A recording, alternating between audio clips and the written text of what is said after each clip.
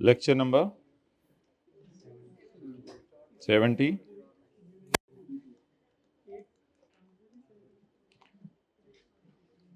मिटा दो।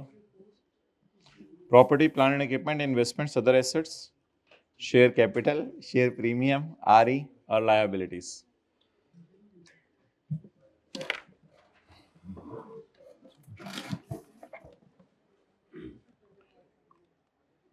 Working 1.1 investments as per question. जीप कापा कितना है? 1900 प्लस आगे बोलें। इन्वेस्टमेंट्स वर्किंग 1.1 में मैं लिख लूंगा, आगे बोलें। ओए कैमरा उधर है, चलो जाओ आप, छोड़ो इधर करो। हाँ बोलें आगे क्या? अदर एसेट्स,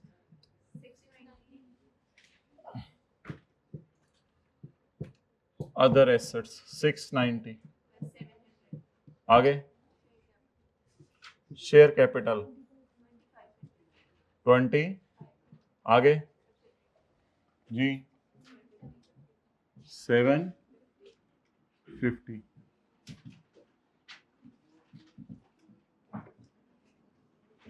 आगे अल्लाह अकबर, शेयर प्रीमियम जी जी। आगे रिटेन्ड अर्निंग्स वर्किंग नंबर 2।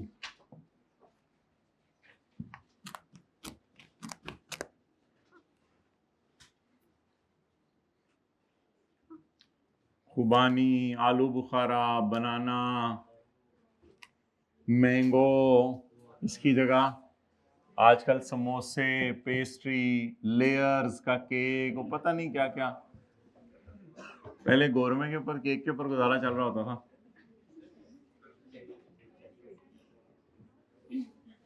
मीठे का घर पियारी 820। आप देखें आजकल जवानों के कमरों में दर्दें हो रही होती हैं और जवान लेट जाते हैं, उठा नहीं जाता। जवान सा लड़का, उस दिन मैंने उससे सलाम लिया मस्जिद में, वो हाथ पकड़ के उठने लग गया। तो आजकल जवानों के ये हालात हुए। अच्छा एसआरई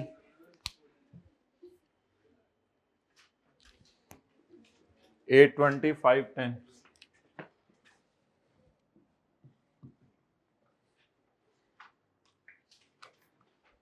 लायबिलिटीज थोड़ा सा कंट्रोल शुरू कर दें। कितने लोगों ने थोड़ा सा कंट्रोल कर लेते हैं? ये छोटे आहिस्ता आहिस्ता, ये बड़े नुकसानदेह चीजें हैं। Liabilities 1270 plus 220।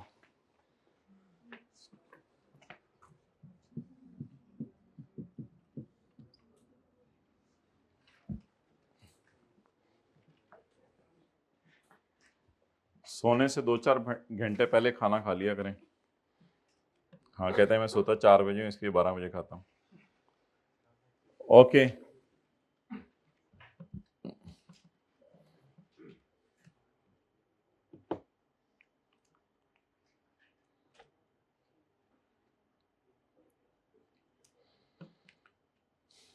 On Jacob April 2023, WL acquired a 75% shareholding in SL at the following considerations: immediate cash payment of 288, ये तो further amount of 288 million to be paid on 31 March 2025, और एक ट्रांसफर ऑफ लैंड है।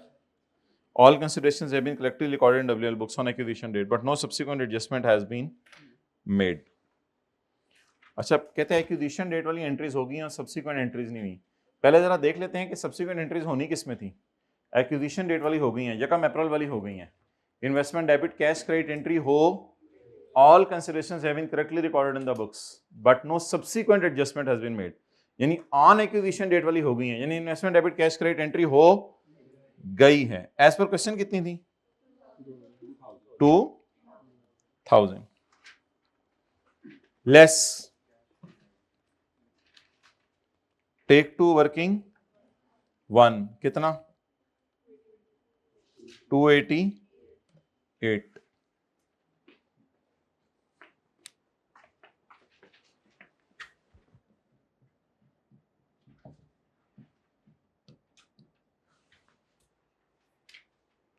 अब मैंने ये अंदर क्यों रखा है इसको, 288 उधर क्यों नहीं लिख दिया, अभी और भी कुछ है ना, लेकिन ये तो करेक्ट फिगर है, बस पड़ी हुई थी तो निकाल के इधर ले जाए, कोई मसला नहीं। अगर तीनों आपने जमा करके लेके जाने पिछले सवाल की तरह वो भी कर सकते हैं, लेकिन इस सवाल में कोई ऐसा मसला मुझे नजर नहीं आ रहा, रेक्टिफिकेशन की जरूरत नहीं महसूस हो रही। अच्छा बताएं, ये एंट्री तो होगी हुई थी तो मैं निकाल के ले गया, लेकिन इसकी सब्सिक्वेंट एडजस्टमेंट क्या होती है? कहते हैं सब्सिक्वेंट एडजस्टमेंट नहीं मैंने पास की, होती नहीं। इसकी सब्सिक्वेंट एडजस्टमेंट, इसकी एक ही एंट्री होती है, पेज 521 जाके खोल के देखिएगा, इसकी एक ही एंट्री होती है, इन्वेस्टमेंट डेबिट कैश क्रेडिट, और तो कोई एंट्री नहीं होती इसकी। थोड़े से पैसे ले लो कि एक ही एंट्री होती है, इसकी 2 एंट्रीज होती हैं, उसमें से पहली entry has correctly been recorded और दूसरी एंट्री भूल गया है। अब जबानी बताएं, पहली एंट्री इन्वेस्टमेंट डेबिट पेबल हो चुका है, पेबल क्रेडिट, इन्वेस्टमेंट डेबिट हो चुकी है और पेबल भी क्रेडिट हो। अब कुछ करने की जरूरत नहीं, सिर्फ इसको निकाल लें यहां से और ले जाएं टेक टू वर्किंग 1, निकाल के ले जाएं, सही पड़ा हुआ है, बिल्कुल सही रिकॉर्ड हुआ हुआ है। फ्यूचर वैल्यू क्या है 288, कितने साल बाद? Discount rate 1 point raise to power minus, ये पड़ा हुआ था, बिल्कुल सही पड़ा हुआ है, इसको निकाल के ले जाएं, बस रेक्टिफाई करने की जरूरत नहीं।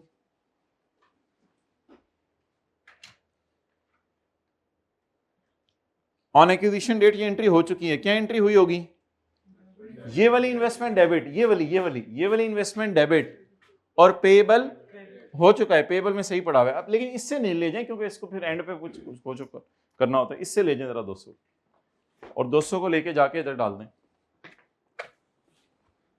ये तो सारी ओरिजिनल फिगर्स आ रही हैं, जबरदस्त। वर्किंग 1.1 से 1 में ले आए ऐसा चीजों को, क्योंकि गलतियां नहीं हुई।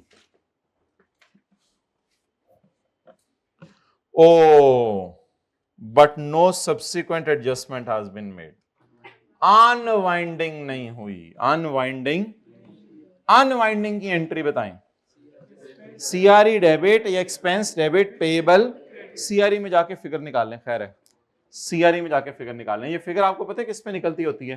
पीवी पे, और पीवी कितनी है 288 की 200,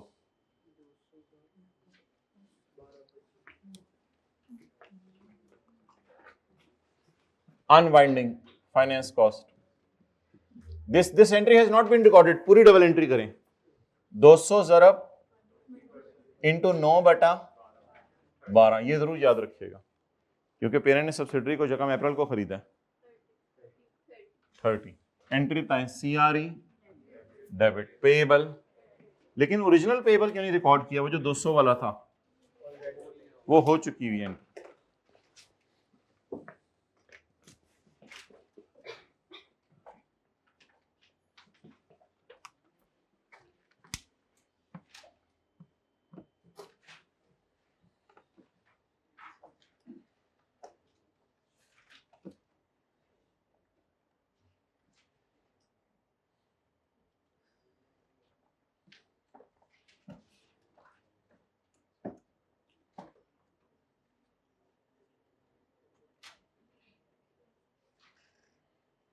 पढ़ें आगे। Transfer of WL freehold land having carrying value and fair value of 660. All considerations have been correctly recorded on acquisition date. ये तो acquisition date वाली है, इसमें कोई subsequent entry भी नहीं होती।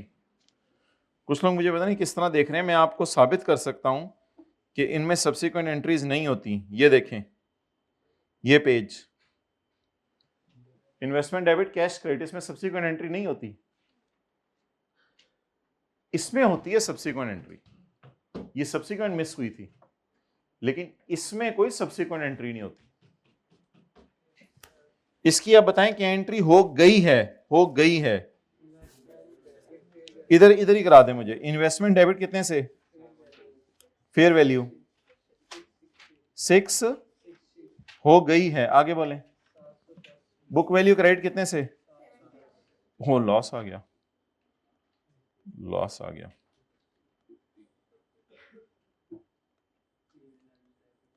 लेकिन सीआरई में नहीं लेके जाना ना, आज वो चला गया हुआ है 50।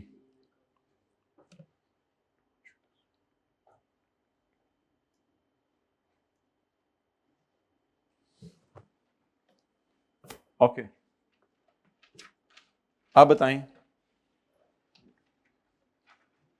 ये एंट्री हो गई है, यानी लॉस रिकॉर्ड हो, बस ठीक है, अच्छी बात है।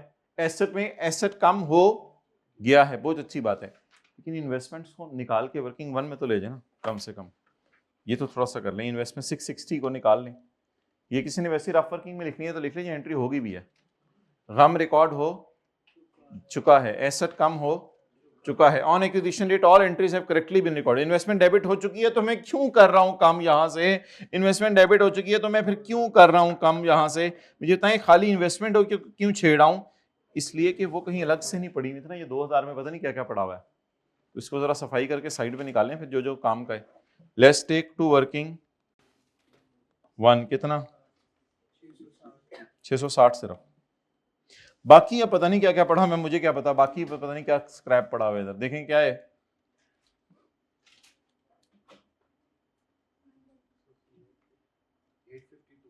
बाकी 852 मुझे नहीं पता वर्किंग 7 में जाना है या कंसोलिडेटेड बैलेंस शीट में जाना है, या इसमें भी गलतियां होनी है, ये तो वक्त ही बताएगा। बाकी पता नहीं इसमें क्या क्या पड़ा हुआ है। लेकिन आज बड़ा मजे का हुआ, इसमें ओरिजिनल फिगर्स पड़ी हुई थी, तीनों ओरिजिनल हमने निकाल दी।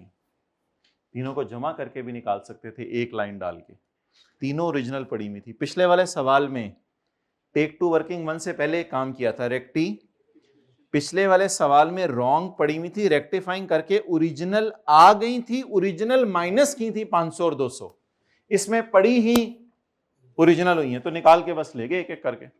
660 अब टोटल कर दें 1148। चलें,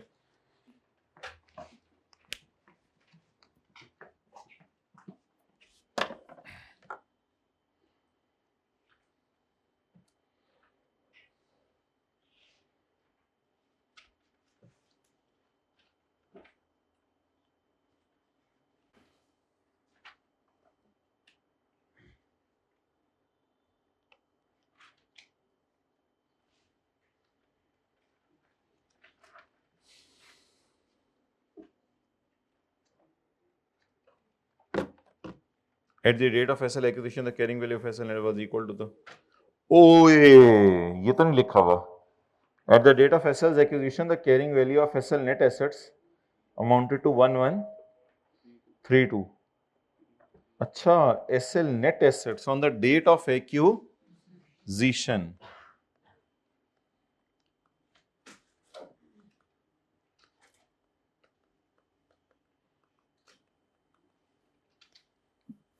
ये फिगर दी हुई है। SL on the date of acquisition, at the date of acquisition the carrying value of SL net assets amounted to 1132 which was equal to fair value except equipment जिसका सरप्लस है 64 above it's carrying value लिखा हुआ ना, तो ये surplus है, तो जिसका सरप्लस है 64, इसका मतलब है कि इसमें सरप्लस डाल देंगे तो फिर ये असल में आएगी fair value of net assets, ये book value of net assets. तो ये है book value of net assets और ये है fair value of net asset. IAS 38 जैसे मैंने आपको रिवाइज कराया था उस दिन ये बातें बताई थी। तो वाजे कह रहे हैं इसमें सरप्लस नहीं पड़ा हुआ, डालना पड़ेगा, लेकिन असल में ये फिगर होगी जिसपे एनसी का प्रोपोर्शनेट लेना है, ये जरा ध्यान रखिएगा। अगर लेना पड़ा इस फिगर पे एनसी का प्रोपोर्शनेट लेना है। So let us revise, it is called as fair value of net assets, it is called as book value of net assets. It is called as book value of net, but it is called as fair value of net assets. But what the question is saying, the question is saying they're a little bit ajeeb. The question is saying उसने book value fair value का लफ्ज use नहीं किया, उसने बस हाँ carrying value चले use कर लिया. The carrying value of net assets was one which was equal to fair value. तो कैरिंग वैल्यू भी ये फिर एक्सेप्ट है ना. तो एक्सेप्ट का मतलब पता है क्या है कि फिर इसका टोटल 1132 है. एक और चीज डालनी पड़ेगी तो फिर सही आएगा. तो वो सरप्लस एक और डालना पड़ेगा. तो इसको डब्बे से बाहर निकाल के डाला करें, जरा ज्यादा अच्छा लगता है. डब्बे में डाल के करेंगे तो मसला हो जाएगा, ज्यादा अच्छा लगता है. आप बताएं what is the book value of net assets. 1132 1132 except जी बोलें 64 की double entry PP debit surplus in working one credit. Depreciation निकाल लेते हैं, लेकिन एक फिगर अदर और निकल आए तो जरा अच्छा हो जाएगा, क्योंकि हमने सवाल आगे भी चलाना है. क्या प्री आ रही एक फिगर लगे हाथों अगर निकल रही है तो उसको निकाल लें साथ ही. ये इस अटेम्प्ट में मिसिंग थी.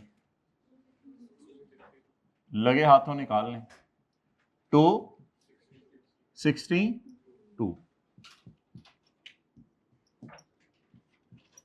Working one.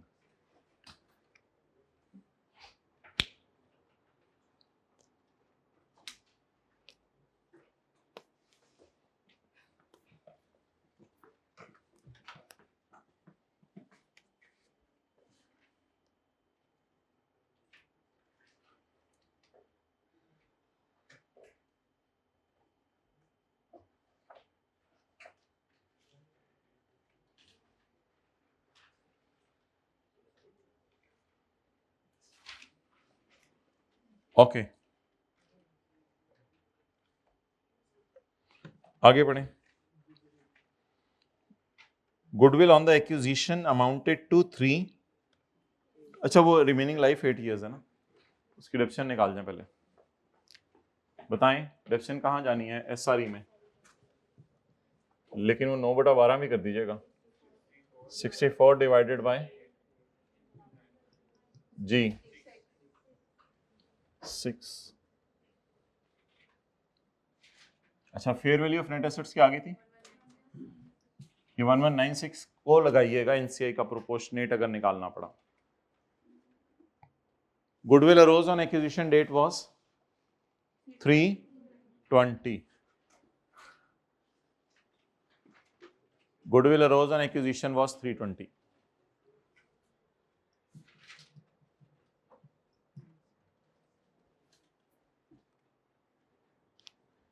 असल में पता है मसला क्या है. एनसीआई को उसने कहा फेयर वैल्यू पे रखो और एस के शेयर की फेयर वैल्यू नहीं दी. इस वजह से गुडविल दे रहा है ताकि आपको आदत पड़ी हुई है गुडविल बैलेंसिंग निकालने की. कहता है कभी कभी ये भी निकाल लिया करो बैलेंसिंग, ये निकाल लिया करो, तुम्हें तो ये आदत पड़ी हुई है. देखिए उसने कहा एनसीआई को फेयर वैल्यू पे रखो और एस की शेयर प्राइस नहीं दी. मुझे ये लग रहा है हाँ एनसीआई को फेयर वैल्यू पे रखना है. किधर लिखा हुआ है 0.5 में. और एक और फिर एनसीआई की फेयर वैल्यू अगर पर रखना है तो एस के मार्केट प्राइस नहीं दी तो एनसीआई की फिर फेयर वैल्यू नहीं निकल सकती. तो इस वजह से फिर अब इसको साथ ही खत्म करें अकाउंट को. बहुत हो गया अकाउंट खेलना. नहायती शुगर लगाया इसने. एनसीआई बैलेंसिंग ये फेयर वैल्यू पे ही निकली है, प्रोपोर्शनेट पे नहीं निकली. अगर प्रोपोर्शनेट निकालना होता तो इस पे लगाते. 368 डबल एंट्री कर दें.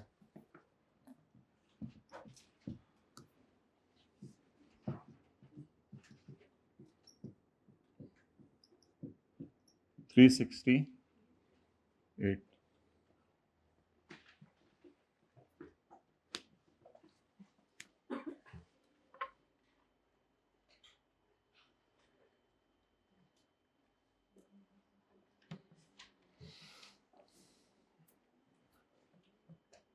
SL sold a machine to WL for 160 million, resulting in a gain of 20 million. तो फिर इसको छोड़ें आप 160 को, बस गेन से खेलें. जी गेन बोलें 20 डिप्रेशिएशन 20 डिवाइड बाई 5 इंटू 6/12 जवाब 18। अब वो बताएं आगे कहते हैं किसने बेचा है, किसको, सारी डेबिट पीपी क्रेडिट 18। उधर ही रखो कैमरा।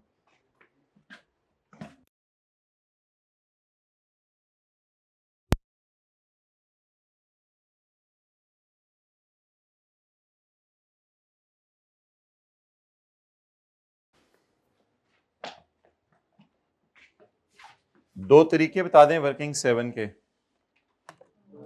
क्लोजिंग माइनस प्री आरई या पोस्ट पैट माइनस डिविडेंड। चलें 3 मिनट लें और 6 और 7 एडजस्टमेंट कर दें।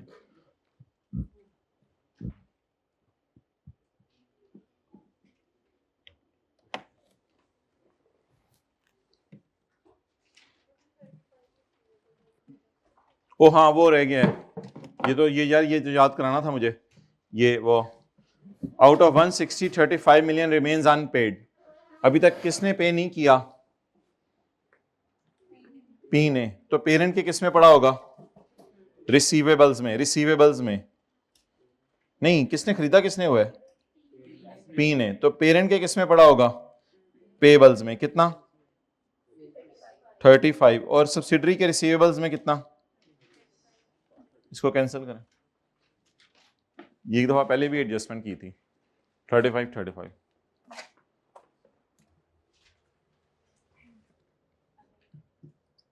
35 35।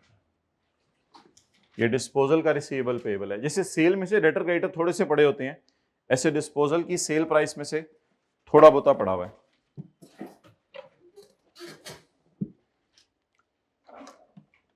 किसी का अगर दिल चाह रहा है ना डिस्पोजल का टी काउंट बनाने का, तो किताब पे मेरे साथ जरा बनाए डिस्पोजल का टी काउंट, ताकि ये 35 भी आपको क्लियर हो। Disposal SL sold a machine for 160, out of 160 35 is receivable, तो रिसीवेबल कितने 35, तो रिसीव कितना हो गया होगा, कैलकुलेटर पकड़े जरा, रिसीव कितना हो गया होगा 160 माइनस 35 125, ये रिसीव हो गया होगा। और गेन कितना आया 20, गेन किस साइड पे होता है, disposal account debit, gain credit, gain इधर होता है कितना 20, तो बीवी कितनी थी, वैसे बीवी निकालने का फायदा कोई नहीं क्योंकि इसको कुछ करना नहीं इधर, 140।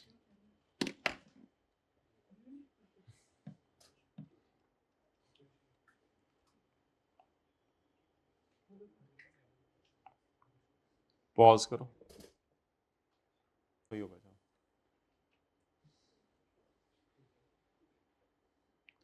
हाँ जी, हाँ यकम जुलाई 2022, हाँ ये करें, 2-3 मिनट लें आप। ये तो मैंने वैसे ही बता दिया था, एक की किताबों में रिसीवेबल है तो दूसरे की किताबों में पेएबल है।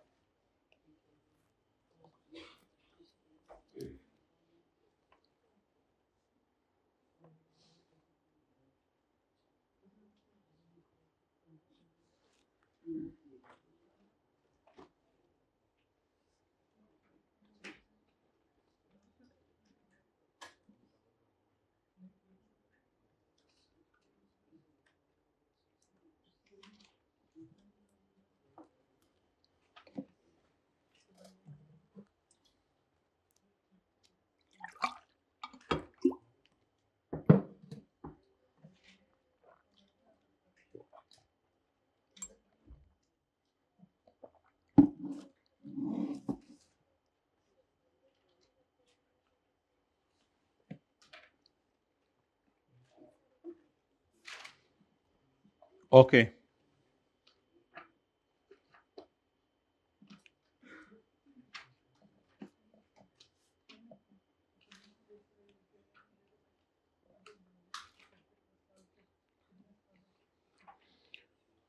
मैं बस ये 2-3 एडजस्टमेंट्स रह गई हैं, 15-20 मिनट में निकल रहा हूँ इंशाल्लाह।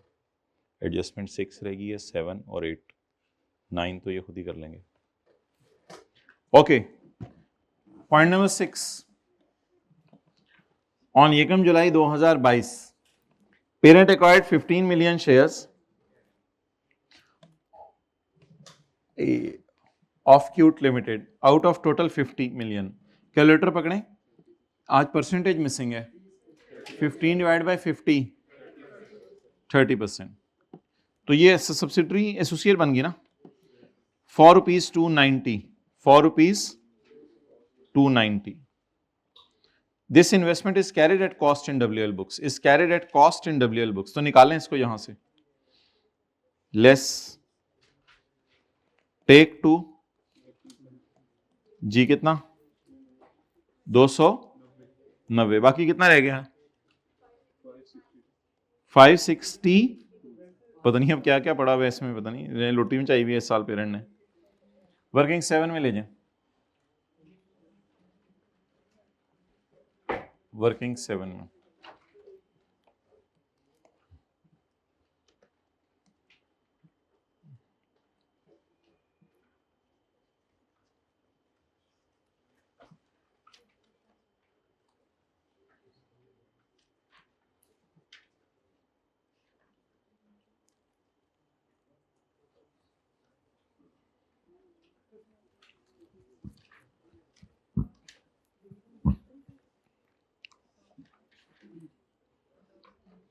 जी माय डियर, आरिस का डेटा अवेलेबल है या प्रॉफिट्स का डेटा अवेलेबल है? वर्किंग 7, इन्वेस्टमेंट इन एसोसिएट, जी कॉस्ट 290, डिविडेंड्स। अच्छा देखिए, 22 का फाइनल डिविडेंड कब रिकॉर्ड हुआ होगा? 23 में, और 23 का फाइनल डिविडेंड, तो इसको तो इग्नोर करें। असल में हमें नए फॉर्मेट में डिविडेंड्स चाहिए ना, लेकिन डिविडेंड्स वो चाहिए जो कि हमारे में बनते हैं, जो डिविडेंड हमारे बनते हैं वो क्या करेंगे हम? तो हमें सिर्फ 22 का डिविडेंड चाहिए जो 23 में अनाउंस हुआ है। अच्छा, पैट कितने सालों का दिया हुआ है? 2 सालों का। और ओसीआई 1 साल की। ओसीआई कितने साल की? 1 साल की। हमने एसोसिएट को खरीदा कब है? हमारे साल के मिड में या पिछले साल के मिड में?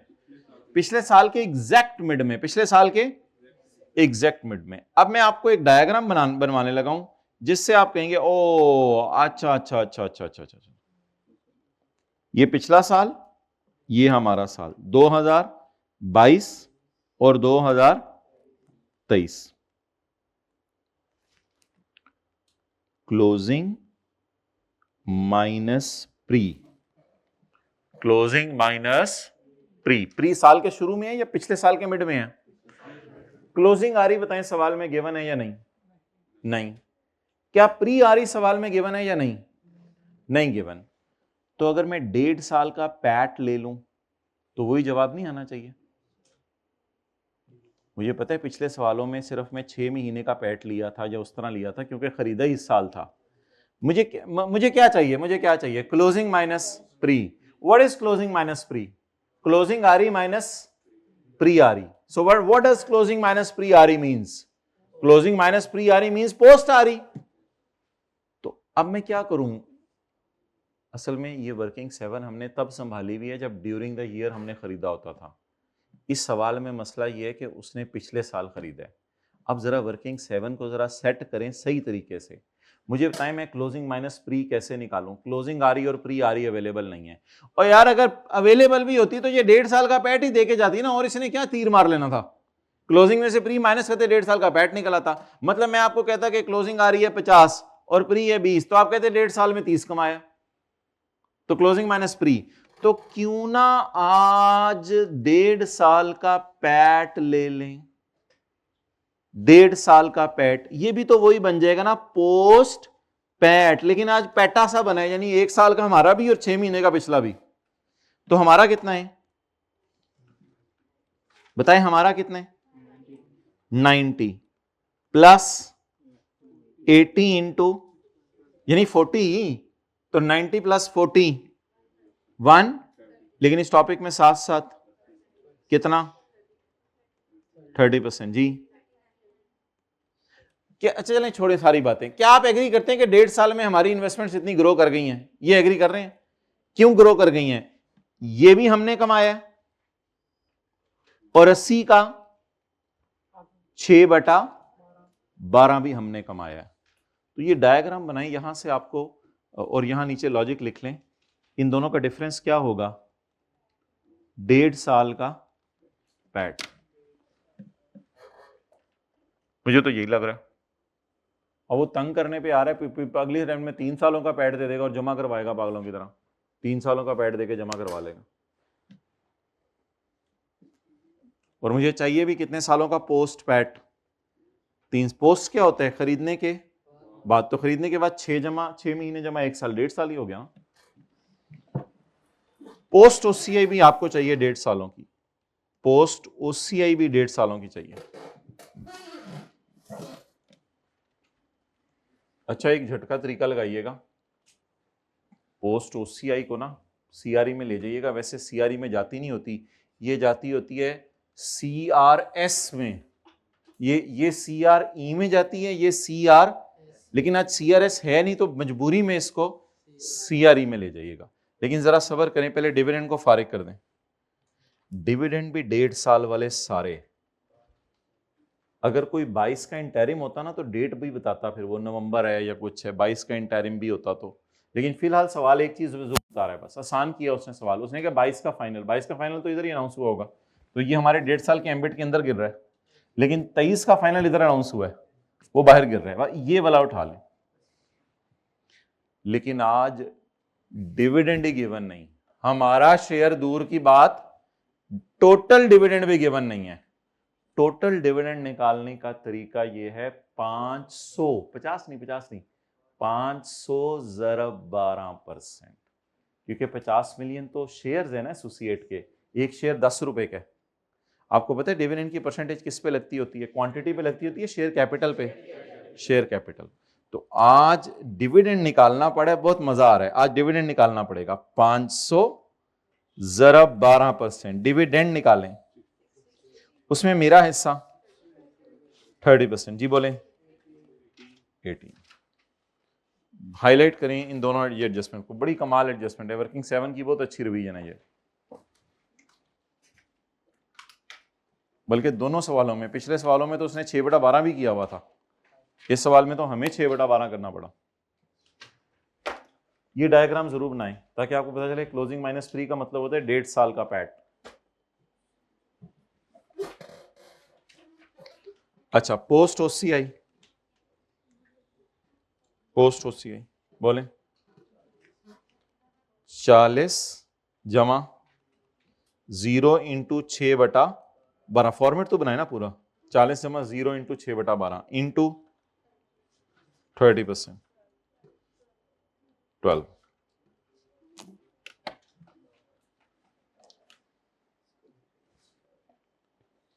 अब मेरा मशवरा है कि डिविडेंड को नेट करके लेके जाइएगा, कहीं 39 और 18 अलग अलग ना ले जाइएगा। 39 माइनस 18 ARE,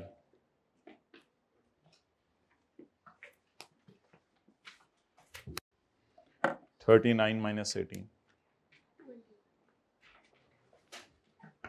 ARE 39 माइनस 18 20। दिल पे पत्थर रख के ARS भी इधर ही डाल दें, ये जगह नहीं है वैसे ARS डालने की, लेकिन दिल पे पत्थर रख के ARS भी इधर ही डाल दें। 12 39 मैंने 40 को एज इट इज लिखा है पूरा, और प्लस 0 को 6/12 किया है। मैंने 0 के साथ 6/12 लिखा है। 0 पिछले साल का ना, इसका 6/12, ताकि लॉजिकली बात याद रहे। तो 40 का 30% 12, नहीं तो खाली 40 लिख लें, कोई मसला नहीं। चलें, सवाल खत्म हो गया। इंपेयरमेंट दोनों की माइनस कर दें और जाएं छुट्टी।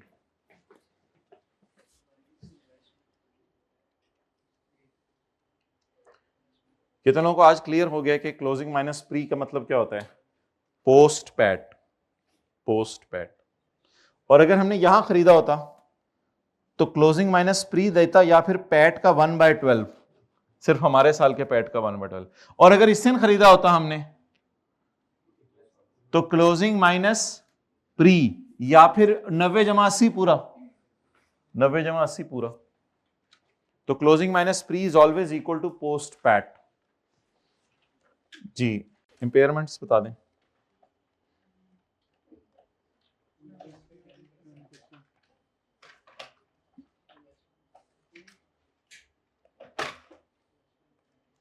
गुडविल के 10% और investment in associate is impaired by 22 इधर ही लिख जाएं, साथ ही खत्म करें इसको। 22 कैरी डाउन। 22 की डबल एंट्री बताएं।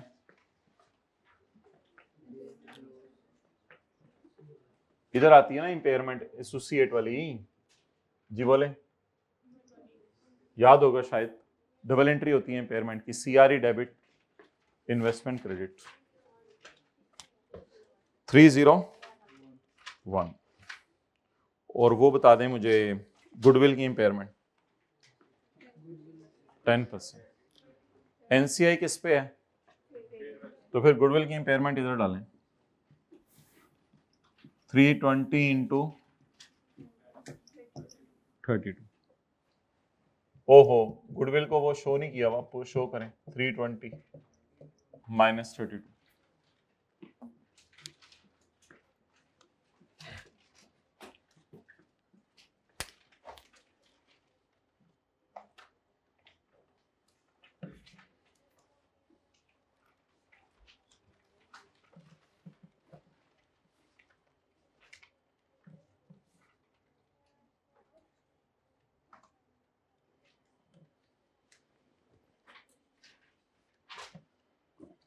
अच्छा, किसी ने स्टेटस लगाया वो खूबियां ढूंढना भी है, खूबी और ऐप ढूंढना भी एक ऐप है, तो हमने भी स्टेटस लगा दिया और माशाल्लाह माशाल्लाह वाह वाह हो गया।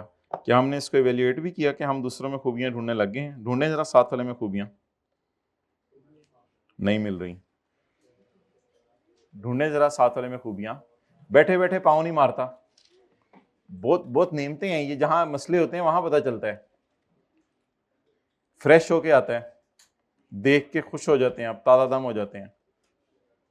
तंग नहीं करता, बार बार कुछ खाने पीने को नहीं मांगता। देखें खूब खूबियां देखें साथ वाले में। A fair value gain of 48 needs to be recorded in remaining investments कितनी पड़ी हुई हैं? ये नया स्यापा शुरू हो गया, ये एडजस्टमेंट पिछले सवाल ने पैदा की है। रिमेनिंग इन्वेस्टमेंट्स कितनी पड़ी हुई हैं? इसमें ऐड करें गेन, बोलें 48। एंट्री बताएं। इन्वेस्टमेंट डेबिट और अदर इनकम सीआरई में। ये सेपरेट फाइनेंशियल स्टेटमेंट्स की एरर है, इसको रेक्टिफाई कर दें। Investment debit other income credit 48। Investment debit कर दिया है, अदर इनकम क्रेडिट करें। अदर इनकम गेन जी 48। पिछले साल में लॉस था, इसमें गेन है। टोटल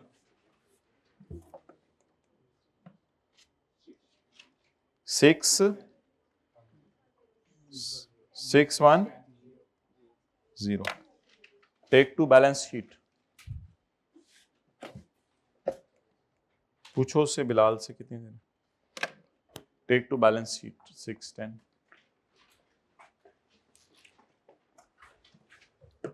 अदर इन्वेस्टमेंट्स, पहले इन्वेस्टमेंट इन्हें लिखा करें, फिर अदर इन्वेस्टमेंट्स। ये कितनी 610, और वो इन्वेस्टमेंट इन ए 301।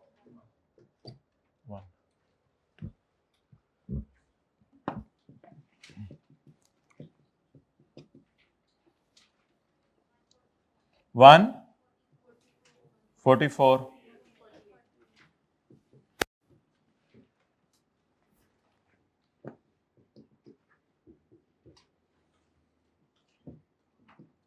$48। और कुछ 9। 93 416। अच्छा, इन दोनों को हाईलाइट कर लें।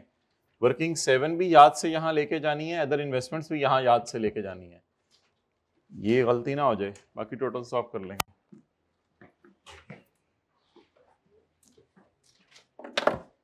हाँ क्या कहता है, कितनी देर है? क्या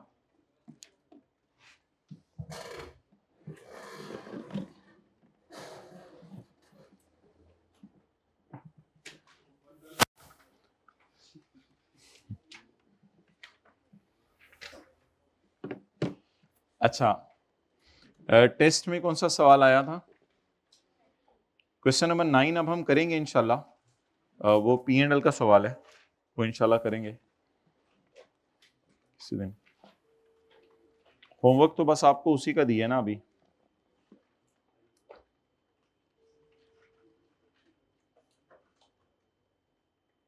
क्वेश्चन नंबर 13 आया था, इसमें कोई स्टूडेंट कह रहा था आर ई मिसिंग है, तो फिर कैसे कैसे अवेलेबल होनी थी?